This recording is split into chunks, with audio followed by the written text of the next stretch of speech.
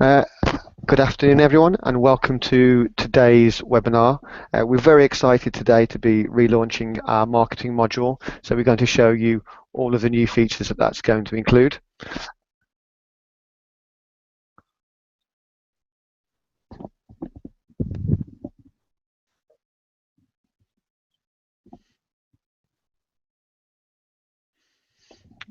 We're also going to show you how the Delta Group are using social media and social sign-in to drive record engagement and create local conversations.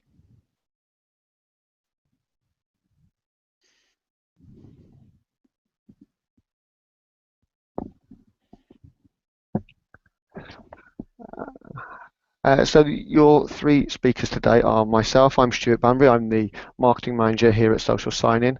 I oversee all of the marketing activity and make sure that our brand and our platform continue to add value to our customers and partners.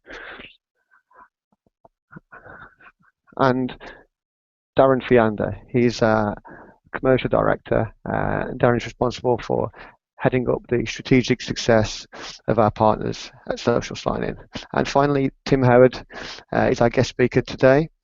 He's the Marketing and Operations Director at the Delta Group. And Tim has got more than 20 years experience developing successful sales and marketing strategies in the entertainment and hospitality sector. Tim is regarded as a true pioneer in his industry, and Tim is going to be showing you how they use social sign-in to create local conversations and record engagement. So this is our mantra at Social Sign-In, and this statement very much shapes and steers the direction of our platform. So we are, without doubt, the most complete social media management platform in the market today, and we're trusted by big brands to build meaningful relationships right across the customer journey. A quick overview of our agenda today. So we're going to start off by looking at some of the challenges that we've used to inform the development of our new marketing module. We're then going to jump into the platform, and Darren is going to give you a demonstration of the new features within the marketing module. And then we're going to bring Tim in, and Tim's going to show you how the Delta Group use social sign-in to empower their diverse users and create those local conversations, creating record engagement. We're then going to have a look at the key takeaways and summarise today's webinar before a quick Q&A session at the end. So if you do have any questions, please tweet those into us using the hashtag #localchatter, and we'll answer those at the end. If you do have to leave the webinar today, don't worry, because a recording will be emailed out to everybody at the end. So without further ado, I'm going to hand you over to our Commercial Director, Darren Fiander, who's just going to talk quickly about our journey up to now and the evolution of the social sign-in platform, and then a few thoughts on its future directions.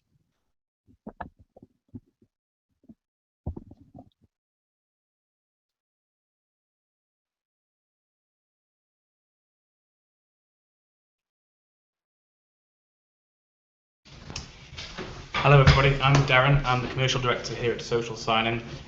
First of all, let's talk about our journey so far. So we were founded in 2012 by a developer called Benjamin Nimmo, and at the time he realised there was a lot of organisations that had a sole marketing department in charge of social media, and that was slowly evolving and decentralising, and the people across the different job roles were starting to have their own say in how social has been used.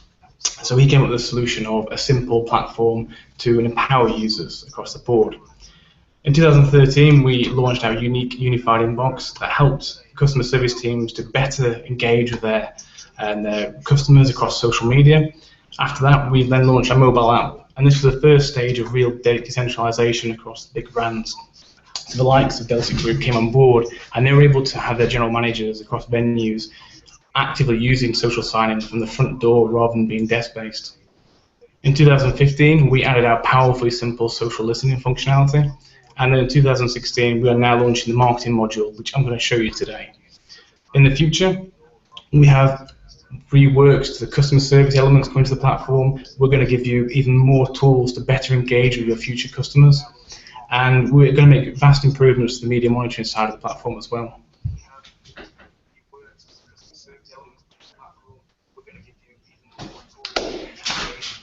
Now, who do we help? We help a range of different clientele across various different sectors, from public and private. So like Iceland Foods, Match.com, the Scottish Government. Now, they have one common thing, and that is the decentralisation of social media.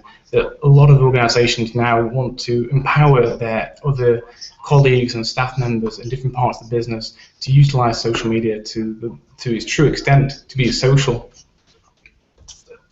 Now, as you can see from this graph, social media has had a massive impact in the last few years. That you can see that 1 hour and 29 minutes spent on social each day. Now, the previous challenges when opening social to a diverse set of users were there was no site events at a local level. Organisations like Delta Group, they weren't able to harness social to better their pre-booking, to get in touch with customers that they knew better than at a central comms level. They found it difficult to maintain central control to ensure that brand guidelines were met, to ensure venues or other parts of the business were using correct branded messaging. And then there's a safety and compliance element, which is what we do at SocialSignIn, is to take all your social accounts and put it under one platform so that you ensure that you have an audit trail, that you can make sure the business doesn't have any issues in regards to lost accounts, stolen accounts, or anything like that as well. And then there's also the visibility, the reporting, improving ROI. So through SocialSignIn, you can actually prove the ROI or ROE, which is return on engagement of social media. Now, the SocialSignIn marketing module updates is really, really exciting because we've got a content library which allows you to quickly put all your branded content into one location. This could be your imagery, your videos, and with that you can also add some suggested text for that content as well. And you can do this at the communications admin level so that the end user can quickly access this content and deliver fantastic on-brand campaigns. The calendar layout has also been greatly changed. We've improved that by showing the campaigns there and also giving you a better overview of the different content that's due to go out, whether it be scheduled or already posted out already. The validation area has been revamped to allow you to better educate your staff on how to create better content. The campaign statistics have been improved to allow you to allow sub-campaigns and identify inbound return on investment. And the mobile app has been refreshed to give you that professional photo editing on the go as well. Now I'm going to show you around a couple of new features of SocialSignIn. One of the things you can do is there will be webinars throughout the weeks ahead where you can jump in and find out a bit more detail, and you'll be able to contact your account manager for that. The first update I'm going to show you is to the calendar section. Now at the top here we can see the different campaigns that have been created, and these are highlighted in different colours. So we can see what days a campaign is running across now. So you don't have to worry that you might be creating a new campaign on a day where another campaign is already running. So you can quickly identify this in the manage section of the platform. Below that, we also have the content for that week as well. And you can clearly see here the content itself, the imagery associated with it, whether it's been scheduled or published already, and when it's due to go out.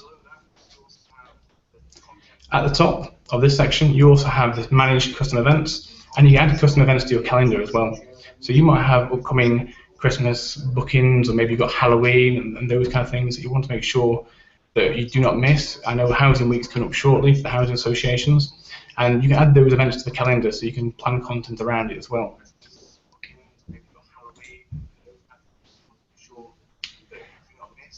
The other big update to SocialSignIn is the content library. Now, here we're looking at where admins can add content to the platform, and you can group these by folders. And inside these folders, you can add the content you want. So it can be video or imagery.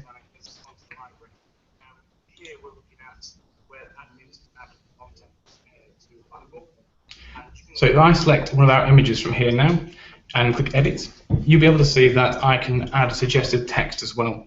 So an end user will not be able to see this section here. However, when they are creating content through the Communicate tab,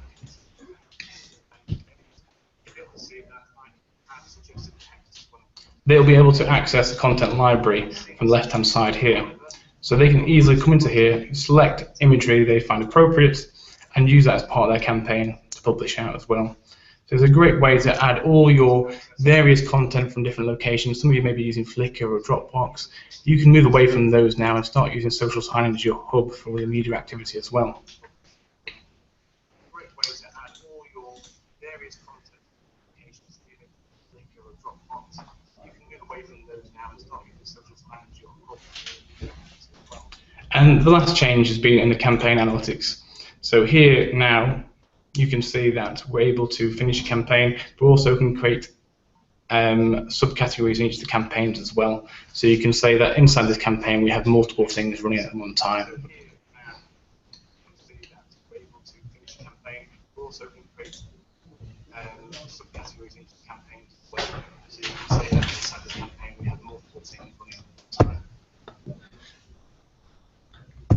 So we're now going to hand over to Tim from Delta Group. And Tim is going to talk you through how the Delta Group use SocialSignIn and social media in general to empower their diverse user group and to create those local conversations and record engagement. So Tim, over to you at this point. Okay, hopefully you can hear me. In short, I mean, social media is a large part of our marketing mix going forward, and is probably responsible for quite a lot of our sales growth. And you can see the stats there on the screen.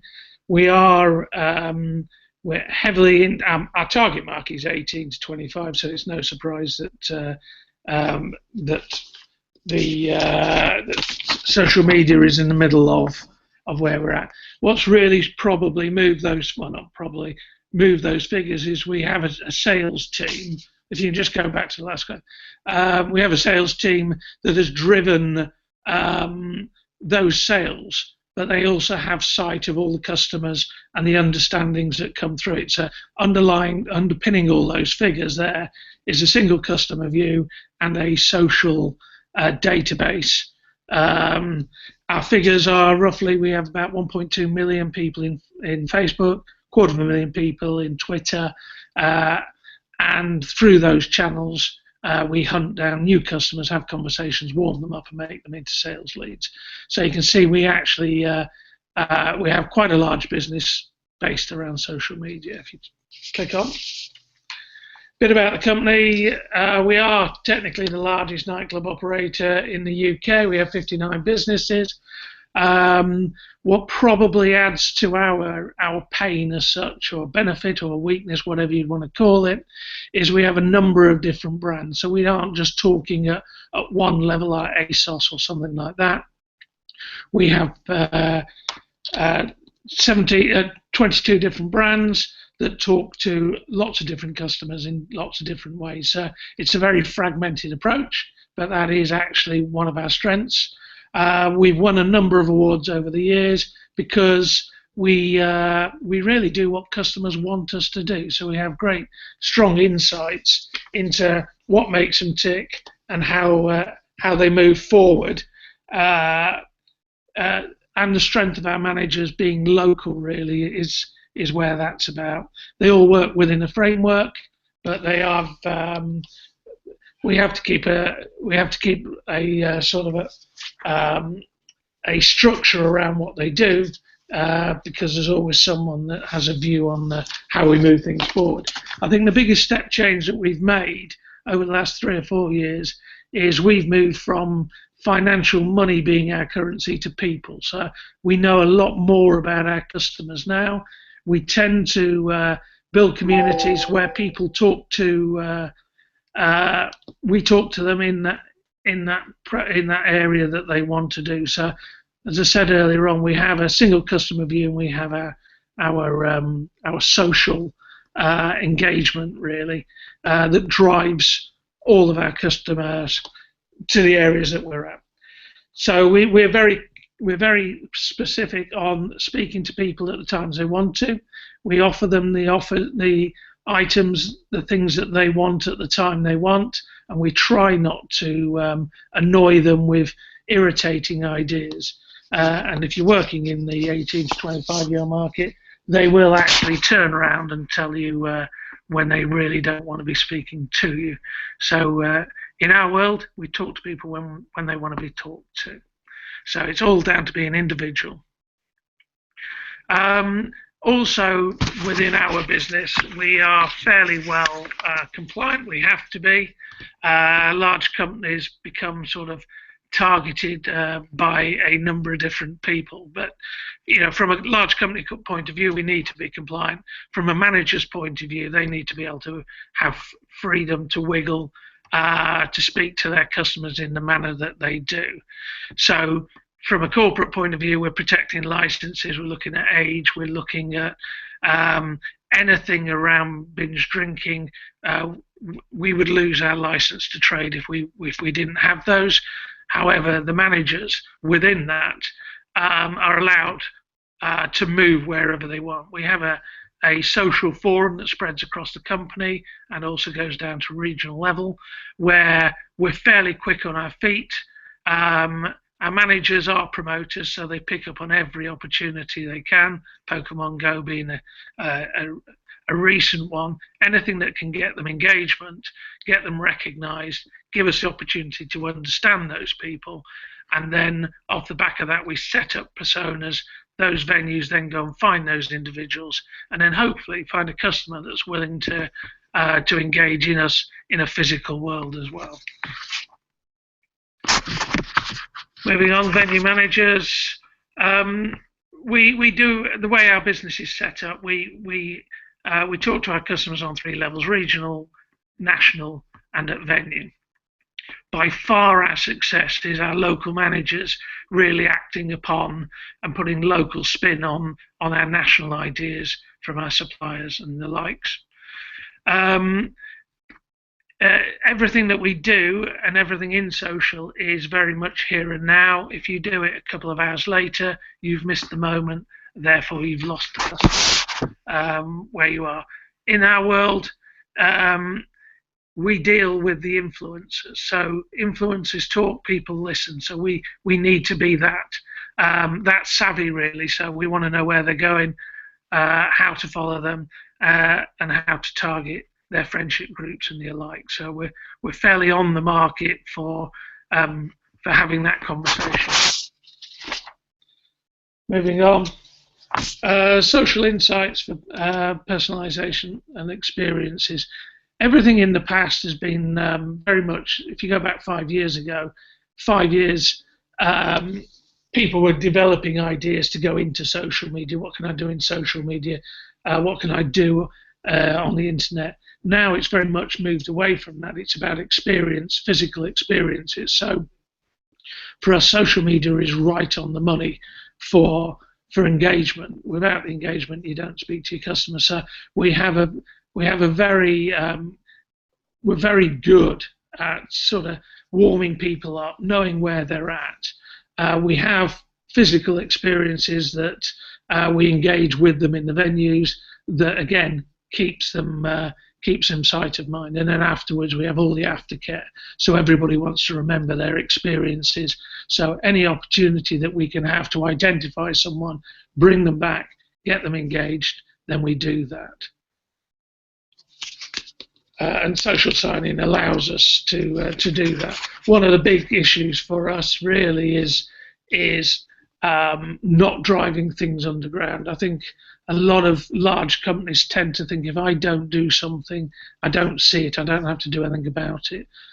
Social signing for us is very much around listening to what customers say and acting upon it. If we put our head in the sand, we're not going to see what goes on. And I suppose the last thing on our mind really, with the knowing your customer and acting upon what they want, is the privacy laws.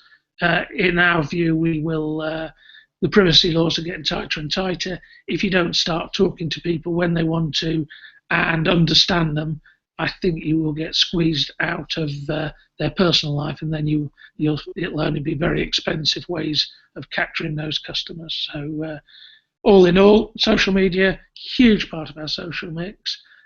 From centre, we're quite relaxed with empowering our managers to make decisions, but we do keep an eye on them. We do have sight of everything they do.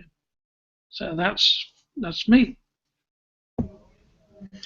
Okay, thank you, Tim. That was fantastic. So yeah, just to kind of summarise some of Tim's points and some of our own kind of feelings on how to decentralise social media and to create those real kind of targeted local conversations that drive that engagement and drive that kind of interaction and that knowledge. Firstly, it's to build those communities of like-minded people and who kind of act as social endorsers and start communicating and talking together. Secondly, is to take that social data and to build it in maybe to your wider CRM or your wider kind of other data points, just to start building that 360-degree view of your audience. And then, as Tim said, to work within a framework, but obviously within that framework, you want to allow that personality and that individuality and that kind of local knowledge to kind of come through. And of course, you'd need flexibility within that, and that always comes back to what we say about keeping social human and keeping it kind of natural and authentic.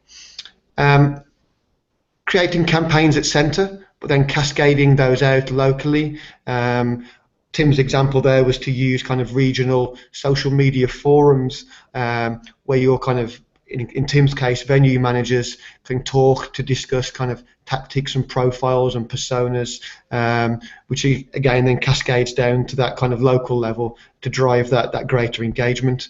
And finally, be personable, be individual, and be local. And I think that's whether that's Tim very much echoing our own kind of sentiments there. Now we're just going to jump to Twitter for a moment to just answer any of your questions that you've sent in, either to Darren here or to Tim himself. So I'll just take a look and see what we've had sent in so far. So one to Tim first of all. I think this is probably most relevant, and that is, how did you scale your social operation in a controlled way? How did we scale it? It was already there, in fact, to be honest about it. I think our difficulty was having sight of it. Our managers will go off-piste, and they like to be entrepreneurial. So really, it was trying to get everybody into a platform so that we actually had sight of it, and then we could then get our tactics from there. I'm sure there are some that we still don't quite see, but on the whole, we're quite pleased with what we do see. Okay, fantastic.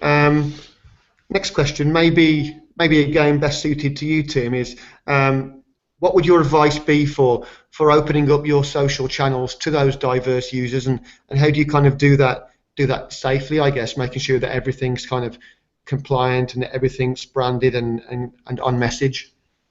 Yeah, we again, I mean, if they actually wanted to go off-piste, they could go off-piste. So it's a bit of a trust thing, and I suppose the big thing is big companies want total control. If you have total control, you drive it underground. So what we try and do is tempt people into doing things the right way. So we use a lot of case studies. We do an awful lot of training. We do sort of online training with people. We give them new ideas, new tactics, and then we run league tables. So on engagement, and we get. I mean, I have to say, we trust our managers. So if someone does something wrong, they don't do it deliberately. It's just a mistake. And by having that as a culture around it, we pick it up.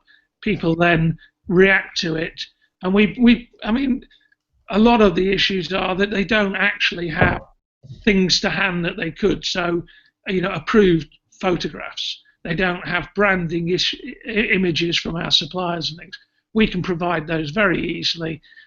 We have probably, I don't know, 30% of our managers do their own stuff and do it very, very well.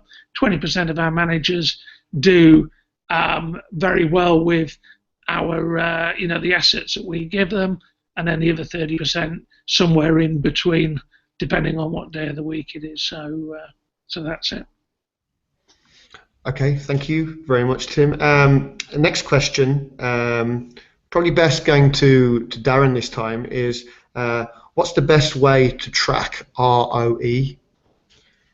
Yeah, ROE. So there's a couple of ways you can track ROE. It really is about getting multiple teams on board, because you want to look at the marketing efforts, the customer service efforts, and also the PR efforts. So ROE you can track through the inbox, and by tagging messages within the SocialSignIn inbox, you can build up a report, the customer service report, which is the engagement analysis report. And from there, you'll be able to see what is your average response time, how quickly you're responding to messages. That kind of defines what ROE is, in terms of we are messaging people, we are getting back to our community, and they are moving to our digital channels. You can then go a step further and use our website analytics, and I know I'd be happy to, or the accounts team will be happy to talk you through this in more detail, but you can then track, have those people clicked on links through that you sent out through the inbox, have they clicked on links that you posted out as a marketing campaign, and are they going back to the SocialSignIn website and completing the actions you want them to complete? So it might not be they're going to make a purchase on the website, but instead they're going to download an article that you've written, or perhaps you are wanting to push them to go and fill in a council tax form. Now that might not be worth actual money to you, but there is a value attached to that, because you are moving people to a digital channel rather than them going to your traditional methods of a contact center and so forth. So that's a good start on ROE there, but I'd be happy to have a chat with anybody individually afterwards. Okay, great, thank you, Darren. The final question that we've had sent in today, probably best going to Darren again, is if people aren't messaging you directly, what's the best way to listen to social conversations? Yeah, so through SocialSignIn, we have our monitoring or listening capabilities, and you can set these up to look at various keywords or phrases. So a lot of organizations, what they tend to do is look at variations of their brand name. Take the Mortgage Advice Bureau. Nobody can spell bureau correctly, so they look for all variations of the word bureau, and they'll pick up those and proactively message those people. Now, what you can do through SocialSignIn as well is, if you do search for these different variations of your brand name or organization name, or maybe key words associated with your organization, you can push them to the inbox through SocialSignIn and treat them as a customer service inquiry, and be proactive about it as well. Okay, great, thank you, Darren. I think that's the end of our questions today. So yeah, I mean, that brings us to the end of today's webinar. We hope you've enjoyed having a look around our brand new marketing module. If you'd like further training on that, or if you'd like a second look around, please contact your account manager. That'll be either James or Ben. The update will go live from first thing tomorrow morning, so all of those new features will be available to you from tomorrow. But yeah, if you do any further questions, or even any questions on further webinars that you would like us to run, please do contact your account managers, and we'd love to share some of that contact with you. So thank you for joining us today. Thank you for Tim for sparing some time to join us and share some of his insights from the entertainment and hospitality sector. And thank you to Darren as well. So thank you, guys.